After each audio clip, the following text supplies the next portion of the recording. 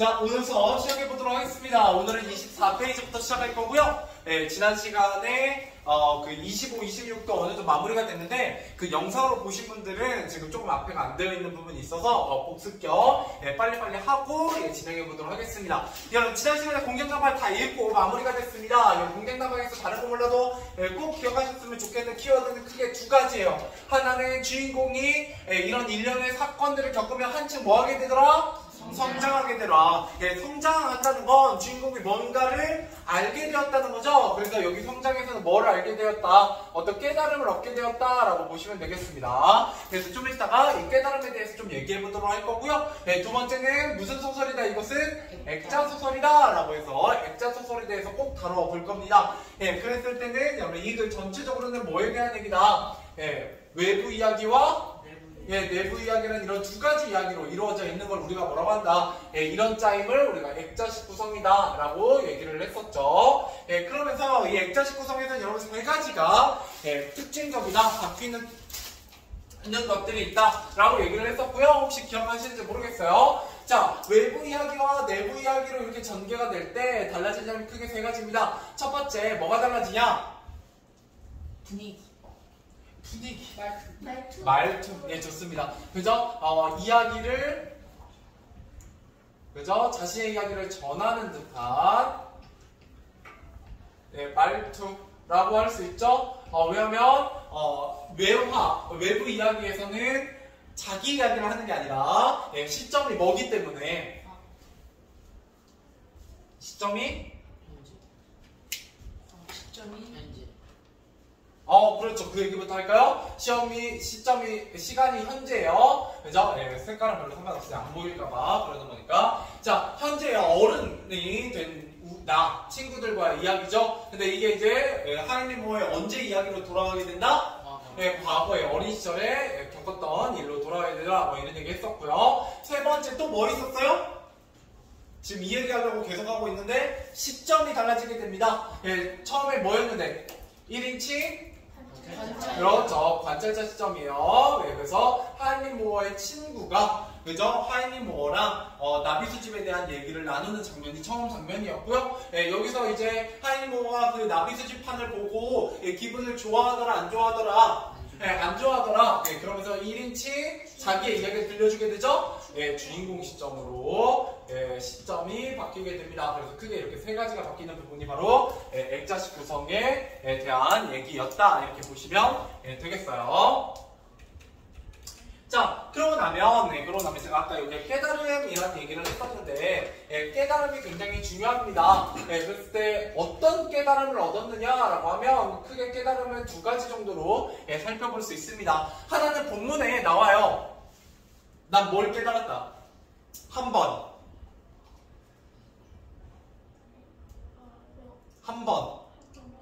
저지른 그죠? 뭐 굳이 쓰실 필요 없어요. 저 뒤에서 또 나오니까 한 번, 그죠? 저지른 잘못은 돌이킬 수 있다 없다? 없다. 돌이킬 수 없다.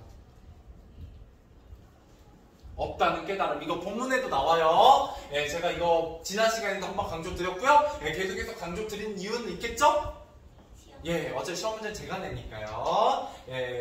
제가 이제 말하는 건 여러분들이 그냥 지나가듯이 흘려듣지 마시고 잘 들어놓으셔도 괜찮습니다. 자, 두 번째, 어떤 깨달음? 뭐가 더 중요하구나? 양심. 그렇죠. 어떤 욕심보다 뭐가 중요하다? 양심이 중요하구나라는 거에 대한 깨달음을 얻었다. 이렇게 보시면 되겠습니다. 여러분들에게는 좀 간단하게 알려드리기 위해서 이렇게 말씀을 드린 거고요. 자, 그 다음에 25페이지로 와서 여기에는 전체적으로 인물의 행동을 조준 작품 내용을 정리해보자 뭐 이렇게 되어 있잖아요. 그래서 지난 시간에 나왔던 내용들을 다시 한번 보죠. 자, 어린 시절 하임이 나비를 좋아하여 나비 잡기에 열중하던 소년이었고 결국 그 네빌의 공작나무를 훔치려다가 망가뜨리게 되더라 뭐 이런 얘기를 하게 됩니다. 두 번째 에밀, 굉장히 이웃에 사는 모범 소년이고요. 나비를 다루는 솜씨가 뛰어났지만 하임의 사과를 냉담하게 받아주지 않는 인물이죠.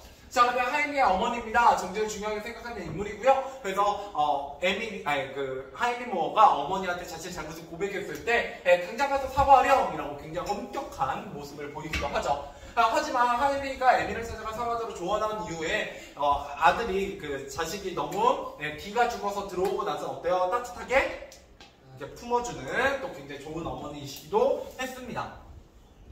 자, 그러나 중심사건, 심리변화. 여러분, 여기에서 심리변화라는 게 굉장히 잘 물어보는 부분이 있습니다. 왜 자꾸 이 심리변화를 물어보느냐라고 하면 이 글의 시점이 주로 뭐기 때문이에요?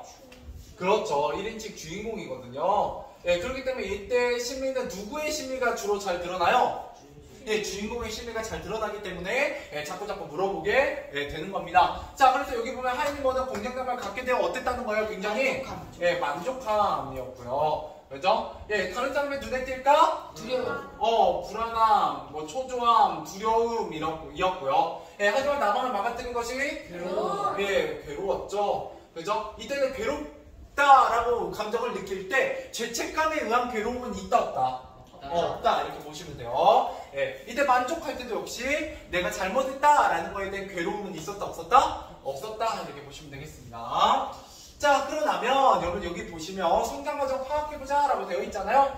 여기에 바로 깨달음 나와 있습니다. 자, 어때요? 한번 잘못된 일을 저지르면 어떻게도 바로잡을 도리가 없다라는 말 계속 반복되고 있죠? 여기서 여러분들에게 가르치고자 하는 깨달음 바로 이것이다 이렇게 보시면 되겠습니다. 자, 그러면 하이미가 다음같이 행동한 이유, 이거 정말 중요하죠? 가루로 만들었어요. 기억나시죠? 마지막 장면이잖아요. 왜 가루로 만들었느냐? 뭐에 어긋난 행동을? 양심에 어긋난. 그렇죠. 양심에 어긋난 행동을 한 자신의 나비를 가질 자격이 없다고 생각했기 때문이고요. 두 번째, 에밀의 경멸하는 시선에 나비를 수집하는 뭐가 사라졌어요? 기쁨. 그죠? 자격이 없고 기쁨도 없어졌어요. 결국 나비를 수집하는 것보다 뭐가 중요하다? 양심. 양심이 더 중요하다. 내가 욕심보다는 양심이 더 중요하다라는 깨달음을 얻었기 때문에 나비 수집판에 있던 모든 나비들을 다 가루로 만든 거죠. 그 다음에 앞에 활동을 맡은 하이미의 생각이나 행동에 어떤 변화가 생겼겠느냐, 이런 일련의 사건을 통해서 어떻게 성장했겠느냐라는 거에 대해서 질문하는 겁니다. 그래서 나비를 볼 때마다 자신의 잘못된 행동이 떠오르고 나비를 볼 때마다 자신의 잘못된 행동이 떠올라 다시는 나비 수집을 하지 않게 되었고요. 그다음에 한 번 저지른 일을 돌이키기 어렵다는 것을 알았으면 앞으로는 그런 잘못을 하려고 하지 않겠죠, 애초에. 세 번째, 다른 사람의 물건을 훔치고 괴로워하는 일을 거울 삼아 앞으로는 양심 어긋난 행동을 하지 않으려고 노력했을 것입니다. 자, 그 다음에 여러분들이 하이미처럼 잘못했던 걸 떠올려보자 이렇게 나와 있는데 이건 그렇게 중요하진 않고요. 문제 같이 보죠. 지난 시간에 1번부터 6번까지 문제 푸신 분들이 좀 있기 때문에 오늘은 이 1번부터 6번까지는 별로 어려운 얘기는 아니어서 같이 문제 풀어보도록 하겠습니다. 1번입니다. 어제 이 뒤에 소단은 풀 거거든요. 소단은 문제 풀 거기 때문에 오늘은 잘 따라오시면 좋겠네요. 그리고 오늘 책 검사할 겁니다. 네? 왜냐하면 소단원 하나가 마무리되어 있기 때문에 책 검사할 거고요. 그러니까 좀 이따가 책 내시기 전에 그냥 앞쪽에다가 조그맣게만 이름 써주시면 제가 어제 이름표 다 붙여서 나갈 거거든요. 책 검사 한 다음에 여러분들 개인 이름 다 붙여서 나갈 거니까요. 그렇게 하셔도 돼요. 내가 이름표 붙이고 싶은 위치에다 이름 조그맣게만 쓰셔서 내셔도 됩니다. 이해되셨죠? 자, 가볼게요. 1번입니다. 괜찮아요. 여러분 숙제를 줄이려고 숙제 검사를 좀 촘촘히 하는 거예요. 왜냐면 지금 얼마 안 되잖아요. 앞에 비워봤자 여러분 한두 장밖에 안 되기 때문에 여러분 부담을 좀 줄여드리려고 하는 겁니다. 시간이 될 때. 자, 가볼게요. 1번, 에밀은, 이 글의 내용과 일치하지 않는 것. 자, 에밀은 하이미의 사과를 받아줬어요? 안 받아줬어요? 안 받아줬죠. 안 받아줬죠. 정답은 1번이고요. 그리고 이 하이미의 모어는 에밀을 찾아갈 때도 이미 에밀이 자신의 사과를 받아주지 않을 거라는 사실을 알고 있었어요? 모르고 있었어요? 알고 있었다. 이런 얘기도 나와 있었죠. 그래서 다른 사람이면 몰라도 에밀한테 사과하러 가기가 싫었다. 이런 얘기를 했었습니다. 자, 2번입니다. 기억에서 디귿에 들어간 하이미의 심리. 공장나발 가졌을 때 매우 만족했고요. 그래서 나발 훔쳐서 방에서 나올 때는 불안하고 초조하다. 이런 정도까지 맞다고 보실 수 있겠죠. 자, 근데 나방을 망가뜨렸을 때 어때요? 괴로웠고요. 냉담함은 누가 보였던 태도예요? 에밀이 나에게 보였던 태도다. 이렇게 보시면 되겠습니다. 자, 그럼 한번 가볼게요. 이 글에서 하임리가 경험을 통해 깨달은 점으로 알맞은 것은 자, 1번 한 번 저지른 잘못 바로잡기 어렵다. 맞아요. 예, 이게 바로 깨달음이었죠. 예, 이거 계속해서 문제에 나온다는 거. 예, 실제로 문제가 나온다면 얘는 객관식으로 나오지 않고 주관식으로 나올 겁니다. 나오는. 예, 본문에 예, 써있기 때문에. 자, 4번입니다. 하임리가 자신의 자비를 가로로 만든 이유로 가장 적절한 것은 자, 복수하기 위해. 아니죠. 훔친 공격한 상자를 잘 보관하기 위해. 아니고요. 양심에 어긋난 행동한 것을 숨기기 위해. 아니고요. 자신의 나비나 공장나발에 비해 보다가 높다고 생각했기 때문에. 아니고요. 나비 수집보다 양심을 지키는 일이 더 중요하다고 생각해서. 맞아요. 예, 그렇죠. 양심을 지키는 게 더 중요하다. 이것도 두 번째 깨달음이었죠. 예, 그래서 이 두 가지 깨달음이 정말 이 작품에서 중요한 주제가 되겠습니다. 자, 그다음 5번입니다. 나비를 가루로 만든 후에 하임리에게 나타날 변화를 알맞지 않은 것은 몇 번이요? 4번이요. 예, 그죠. 자신의 경매할 때 에밀에게 복수했어요? 복수 못하죠? 예, 왜냐면 내가 에밀에게 오로지 잘못하기만 했기 때문에 에밀의 그런 어떤 냉담하고 싸가지 없는 모습에도 나는 할 수 있는 게 있었다 없었다? 없었다. 물론 멱살을 잡고 싶긴 했지만 진짜 잡진 않았어요. 예. 그죠. 구경하는 사람 재밌었겠죠? 자, 6번입니다. 이 글을 읽은 후에 반응으로 적절하지 않은 것은 자, 1번 상대방이 사과하면 어떤 큰 잘못을 했어도 용서해줘야겠다 라고 이 책을 읽고 느꼈다. 맞아요? 틀려요? 맞죠? 왜요? 난 에밀처럼 살지 말아야지 라고 생각할 수 있잖아, 독자는. 그죠? 네, 이건 내용과 일치하는 문제가 아니라 읽은 후에 독자의 반응이잖아요. 그죠? 에밀 진짜 재수 없어 라고 생각할 수 있잖아요. 그죠? 자, 2번 순간의 잘못된 판단이 평생 후회를 남을 수 있으니 조심해야겠다 라고 느꼈다. 맞죠? 3번 나도 하임리처럼 양심 속에다가 죄책감을 느낀 경험이 있다 라고 떠올렸다. 맞죠? 떠올릴 수는 있죠. 물론 살면서 한 번도 잘못을 안 하신 분은 떠올릴 수 없을 수도 있겠지만 자, 4번 이미 저지른 실수는 돌이킬 수 없으니 항상 신중하게 생각하고 행동해야겠어. 맞아요. 라고 생각할 수 있죠. 정답은 5번이에요. 자, 한 번 저지른 일을 원래대로 되돌릴 수는 없지만 하임리처럼 바로 잠깐만 이것도 맞잖아. 1번이야. 진짜 1번이잖아. 그래? 내가 뭔가 이상한가? 잘못 봤나? 그러네. 1번이네. 맞잖아요. 미안. 잘못 읽었구나. 어떤 큰 잘못을 했어도가 틀렸죠? 근데 이제 이렇게 생각하면 돼요. 내가 무슨 얘기를 하려다가 착각했냐면 상대방이 사과하면 용서할 수 있는 어떤 넓은 마음을 가져야지 라고 만약 나와 있으면 이거는 맞는 얘기예요. 그렇게 나오면. 무슨 말인지 이해되세요? 제가 그걸 설명하려다가 얘가 정답이 아니라는 얘기를 말했구나. 미안합니다. 순간 착각됐어요. 정답 1번이에요. 자, 7번 같이 가보죠. 자, 공장나방의 하임리의 깨달음과 관련하여 빈칸에 알맞은 내용을 한 문제로 쓰죠. 자, 유명한 운동선수가 순간의 유혹에 이끌려 승부 조작에 가담했다가 연구 퇴출을 당한 사건이 있다. 이처럼 한 번 저지른 잘못을 절대 바로잡을 수 없기에 자, 한번 써보도록 하죠. 자, 어떤 상황에서든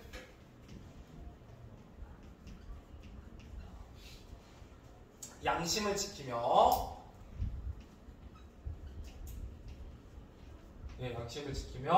신중하게 행동해야 한다.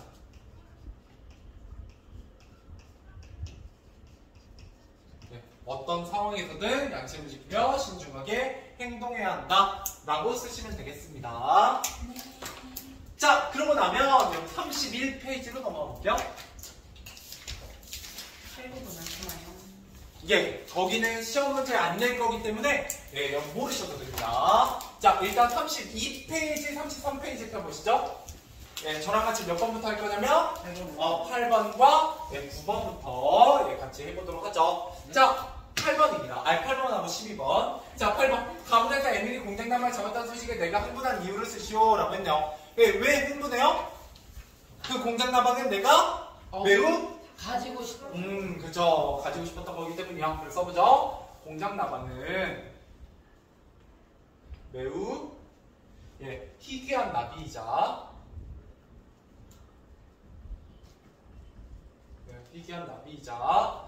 나가 평소에 갖고 싶어 했던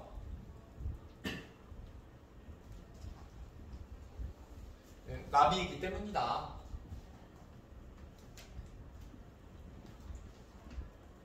네, 공장난 매우 희귀한 나비이자 네, 나가 평소에 갖고 싶어 했던 나비이기 때문이다.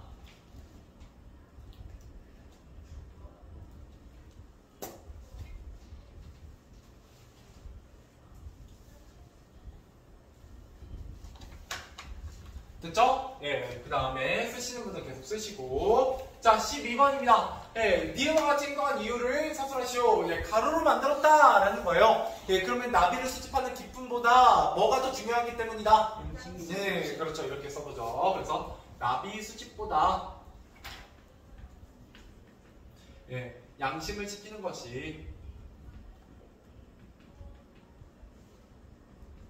예, 더 중요하다는 것을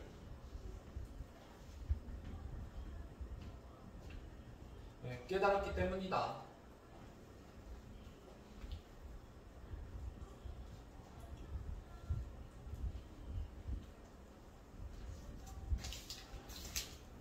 이렇게 보시면 되겠습니다. 제가 아까 강조드렸던 두 가지 깨달음 중에 하나가 문제로 나와 있네요. 자, 이제 11번까지 10문제거든요. 10문제 한번 풀어보시죠. 자, 정답 확인해보도록 하겠습니다. 1번부터 11번까지요. 자, 1번. 이 그림 현상으로 적절한 것은 정답 몇 번이요?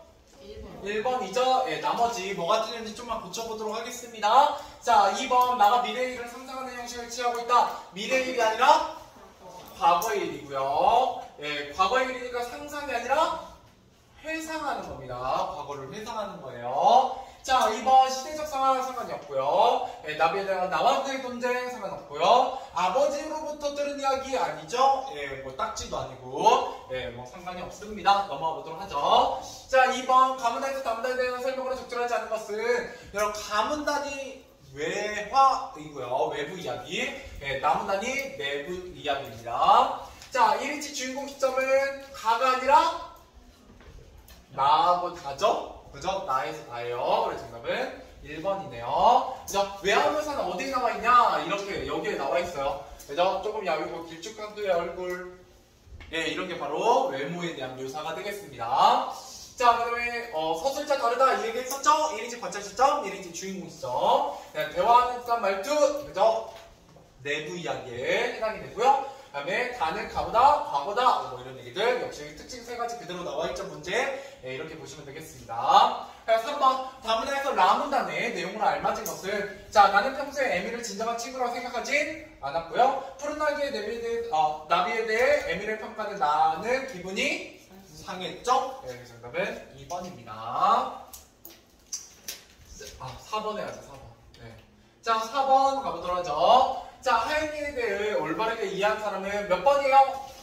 4번. 4번. 어릴 적 나비의 얽힌 사건 때문에 마음에 상처를 지져서 더 이상 나비 수집을 한다 안 한다?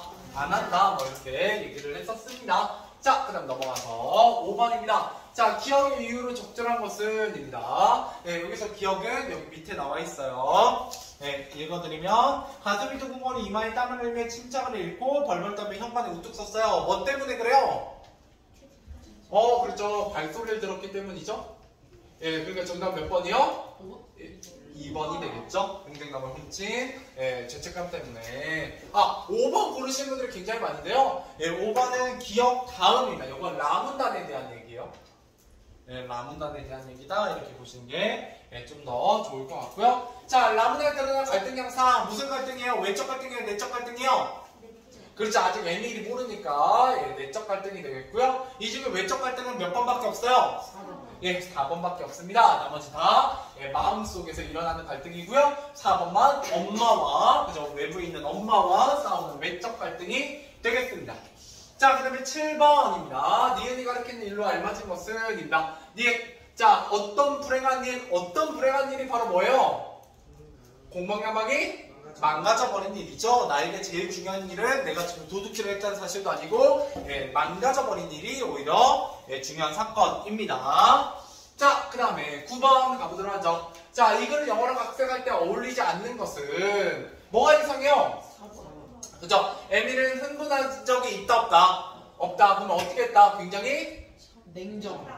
냉담했다. 그죠? 차분했다. 차가웠다. 이렇게 보시면 되겠고요. 자, 10번. 기억이 의미하는 내용으로 알맞은 것은 이라고 했을 때입니다. 예, 기억은 그런 자식이에요. 여기서 그런 자식은 어떤 자식이에요? 남의 물건.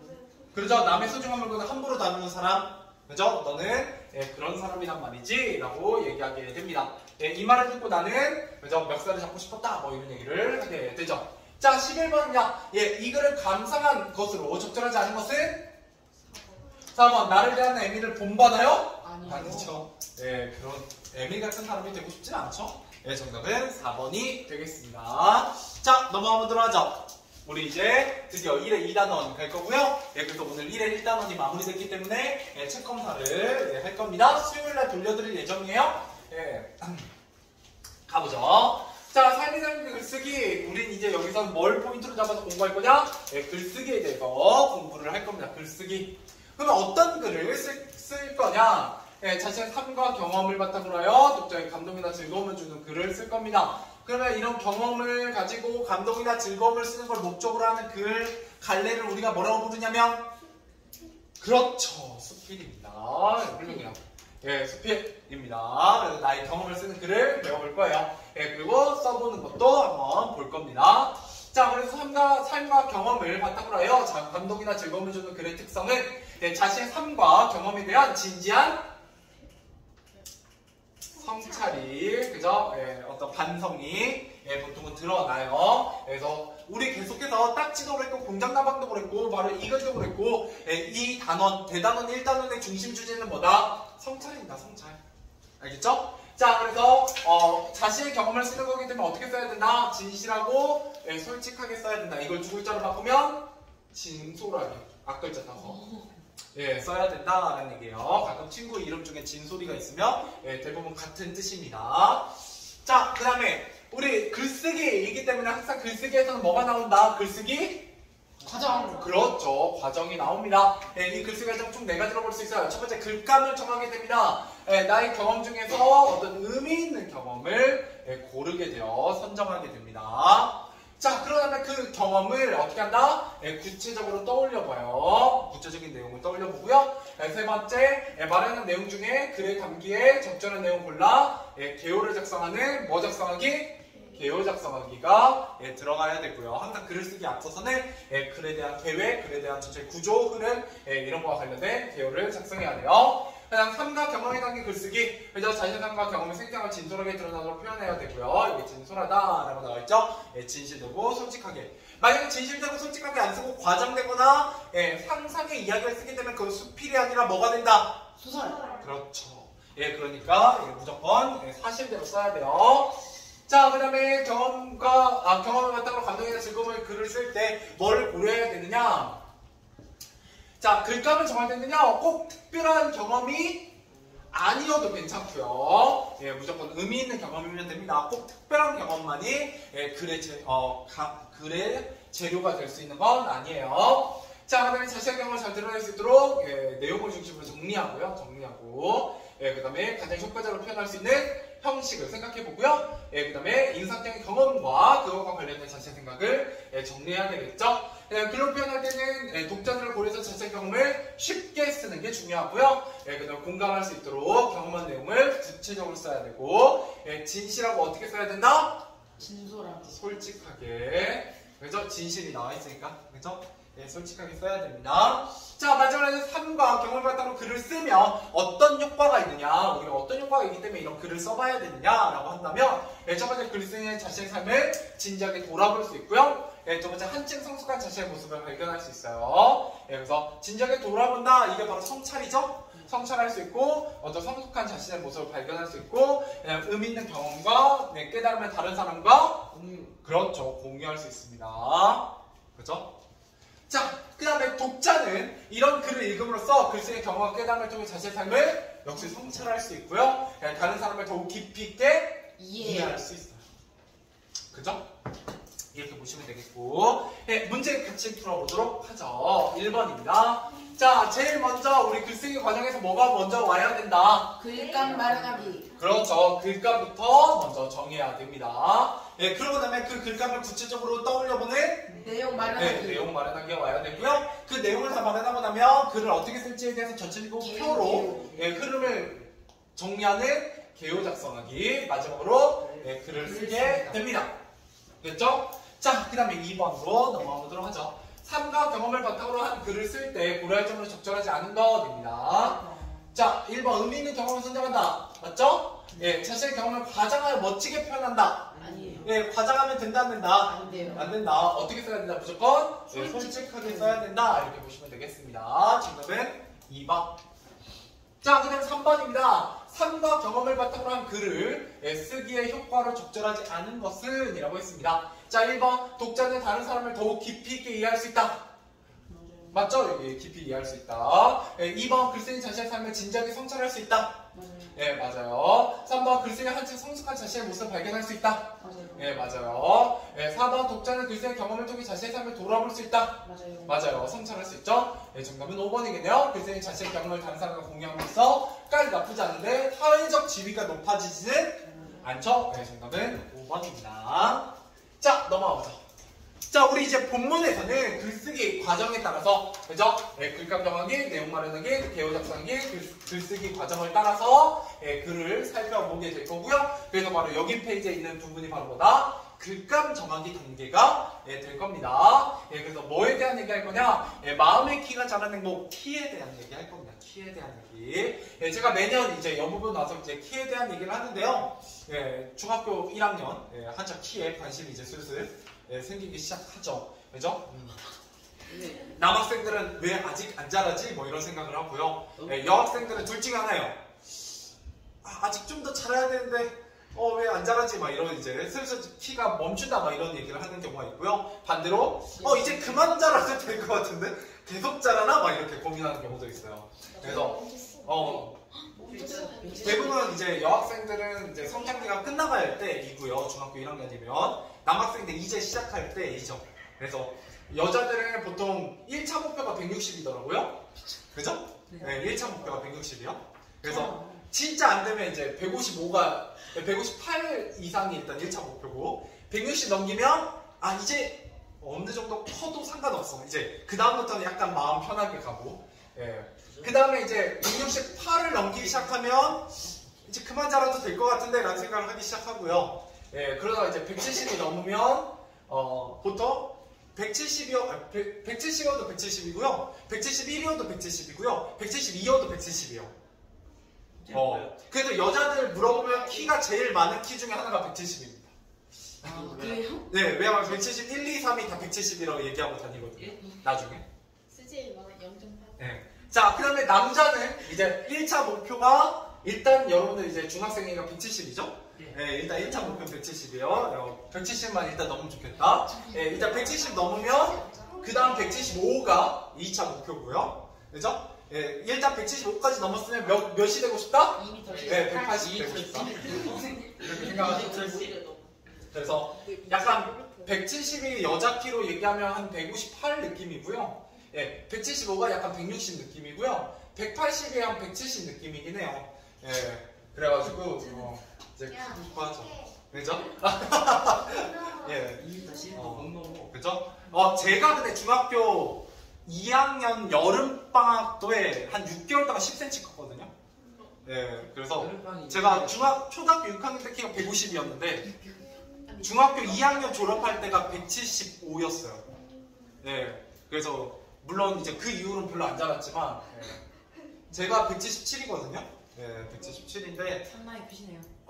보통 그 대한민국 남자들의 평균 키가 175예요. 그래서 딱 여기만 넘기면 그래도 평균은 넘어갔죠. 자, 다음 시간 딴 얘기 안 하려고 일부러 딴 얘기 좀 했어요.